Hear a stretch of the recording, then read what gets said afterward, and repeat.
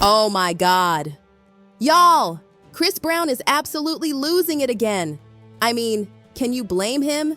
The man just can't handle the fact that Karrueche has moved on. And not just with anybody, but with Deion Prime Time Sanders. The drama. Ever since those pictures of Karrueche and Deion looking all cozy popped up, the streets have been talking. And let's just say, Chris is not taking it well. At all. So word on the block is Karrueche, Tran, and Deion Sanders got the blogs on fire after blogger Deux Moi spilled that they were spotted holding hands at Nick and Steph's restaurant. Now, for those who might not know, Karrueche is that girl, an Emmy-winning actress, model, and TV host. We do, right? Yes, I believe. Think we have to, well, I get one, and then everyone else has to order theirs. She's best known for playing Vivian Johnson on The Bay, which even won her a Daytime Emmy for Outstanding Lead Actress.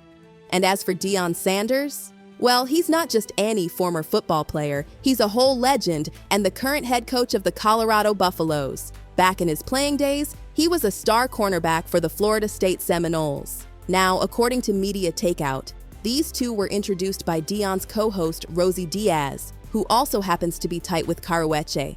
Neither of them has said a word about the dating rumors yet, but folks are convinced it's more than just a friendship. And woo, let's talk about that age gap. Karrueche is 36 and Deion is 57. That's over 20 years. A lot of people feel some type of way about it. And to make things even spicier, some fans think Deion isn't exactly the best relationship guy. I mean, he's got 5 kids by 2 different women, and neither of those relationships worked out. But the real tea? Chris Brown is out here spiraling over this. Allegedly, he's losing his mind because he finally realized he fumbled a good one, and there's no getting her back. Mind you, he and Karrueche broke up almost a decade ago because he couldn't keep it in his pants. He kept embarrassing her, playing in her face, and just making her look crazy. And now the tables have turned, and he's the one stuck in his feelings. Other artists even use Karrueche's name to poke at him because they know it gets under his skin. Remember that little rap beef Chris and Quavo had last year? Chris fired first on his song Freak from his 11:11 album, rapping, "My old B ain't going to make us equal, sipping that 1942 cause I don't do no Quavo." He was clearly salty about Quavo and Karrueche linking up, and it was obvious he was still pressed. But Quavo wasn't about to let that slide. He clapped back hard on his diss track Tender, dragging Chris for his past and basically calling him a cokehead. He even bragged about Karrueche moving on, rapping, "You did the B wrong, now the B gone. She posted with a thug, call the B phone, she won't come home, don't beat her up, it must be the need to cross out your plug." That was brutal. And let's be real, Quavo didn't lie. Around the time Karrueche and Chris finally called it quits for good, there were heavy rumors about Chris putting his hands on her, on top of all the other nonsense he put her through.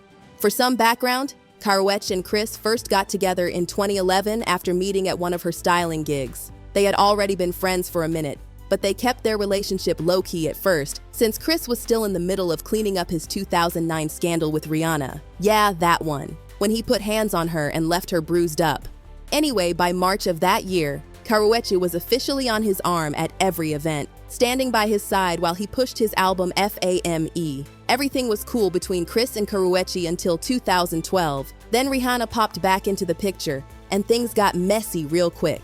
In February, they dropped some spicy remixes. Rihanna hopped on Chris's Turn Up the Music, and he returned the favor on her Birthday Cake remix. But the real tea was that Chris was spotted at Rihanna's 24th birthday party that same month, and folks started speculating that they were rekindling their old flame.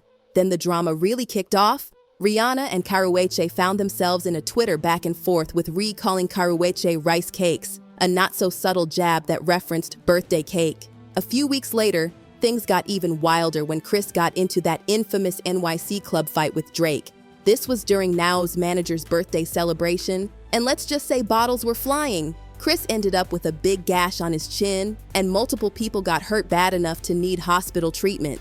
After all that, Chris went and threw shade at Rihanna on a remix of Kanye's Way Too Cold, rapping, "Don't F with my old B, it's like a bad fur, every industry and done had her." Y'all, the shade. Rihanna caught that real quick and unfollowed him on Twitter, but Chris tried to backtrack like, I ain't say no names, so if you feel some type of way, that's on you. Now, while Chris was out here making a fool of himself, he was still with Karrueche. And oh, it got worse.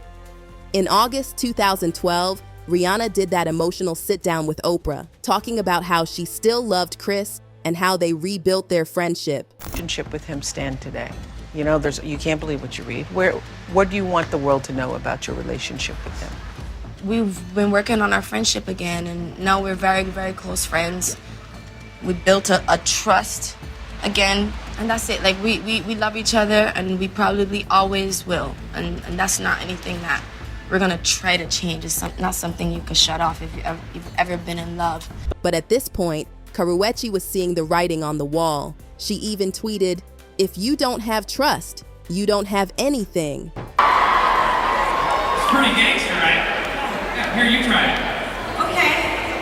Sometimes I eat my feelings and I blame it on my therapist. Then, the moment that sealed the deal, Chris kissed Rihanna on live TV at the 2012 MTV VMAs in front of everybody. Mind you, he was still with Karrueche. A month later, Rihanna was publicly supporting him on Twitter, even calling him baby when he went to court for failing a drug test. From then on, Chris and Rihanna were everywhere together, looking real cozy, while Karrueche was left looking like a clown. And as if that wasn't humiliating enough, Chris was the one who ended things with Karrueche. He hit her with that, "I love you, but I don't want to see you hurt over my friendship with Rihanna" speech. But let's be real, he wasn't trying to take Rihanna seriously either. By 2013, he and Rihanna were done. And guess what? Within a month, Chris and Karrueche were back together and living under the same roof. It was a disaster waiting to happen. And sure enough, it all came crashing down when Chris went to rehab and ended up hooking up with a staff member. That little stunt got him thrown back in jail, and Karrueche finally left him. But plot twist, she couldn't stay away. By July 2014, she was back supporting him in court, and later that year, she even got real emotional about the whole love triangle mess during her sit-down with That year, Karrueche and Chris Brown got back together, even rocking matching Halloween costumes in October. But by November, Chris was already making a scene. Be good. You know, like, they want to be a part of that circle. So really, are your friends going to tell you leave that? He went off on the hosts of The Real after they questioned Karrueche's decision to stay with him. He called Adrienne Bailon a trout-mouthed A and threw shade at Tamar Braxton, calling her the ugly sister. She's good. Yeah, she's not here, but she's good. Oh, it's amazing, man. Christmas is coming up. Around this time, Chris also told Hot 97 that he was locked in with Karrueche for life and even planned to marry her one day. So you can imagine how shocked fans were when he suddenly announced their breakup at Power 106's Cali Christmas concert. He bluntly told the crowd, "I'm single." The fans were confused. Wasn't she just the love of his life? So what happened? Well, Chris later claimed on Instagram that he broke things off because Karrueche wasn't loyal to him while he was locked up. He said, "I was locked up for damn near 4 months and only got one visit from you while you were out hosting parties, taking secret trips to Toronto, and going on dates with Drake." Of course, both Drake and Karrueche denied this, but people quickly pointed out the hypocrisy. Chris had done the same thing to Karrueche with Rihanna, and now he couldn't handle a taste of his own medicine. Despite all the drama, Karrueche and Chris got back together again. But little did she know she was about to experience the most heartbreaking and embarrassing moment of her life. Chris announced on Instagram that he had a daughter, Royalty, with model Nia Guzman. And guess what? Karrueche found out the same way the rest of us did. On Instagram. That was the final straw. She ended things for good, tweeting, "Listen, one can only take so much. The best of luck to Chris and his family. No baby drama for me." Karrueche moved on, focused on her career, and casually dated. But Chris, he couldn't let go. Every time she was spotted with a new man, he would start drama. In 2015, he told Ryan Seacrest he was accepting his mistakes and taking responsibility. But that didn't last long. He started attacking Karrueche for speaking about their relationship in interviews, and she clapped back.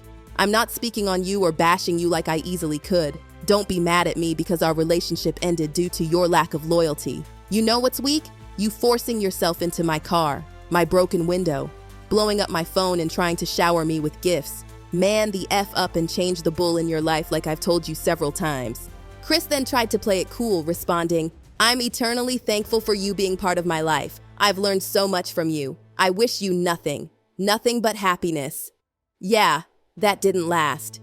Chris started stalking Karrueche, demanding she return the diamond rings he had gifted her. When she refused, he allegedly started threatening her, saying he'd make her life hell and even harm her and her loved ones. In 2015, Karrueche filed for a restraining order, telling the court that Chris had threatened to kill her if he couldn't have her. She also revealed that years prior, he had punched her in the stomach twice and pushed her down the stairs. Fast forward to 2023, and Chris was still lurking. The moment the 5-year restraining order expired, he was right back in her comments, liking her pictures. When Karrueche posted stunning photos from a gold party, Chris was right there, thirsting after her. And let's not forget that petty stunt he pulled during his beef with Quavo, which we covered earlier.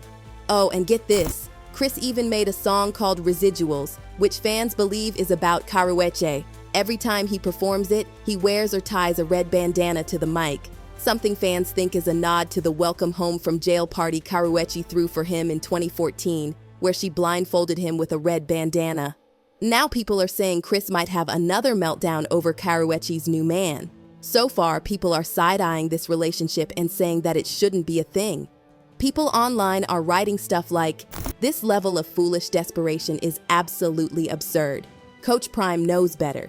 Sir, she's his daughter's age. No, sir. And another person said, Deion, please leave them little girls alone. Don't look stupid like the rest of these old men. But what do you all think about this relationship? Also, is Chris doing too much? Drop your thoughts below and make sure to check out this next video.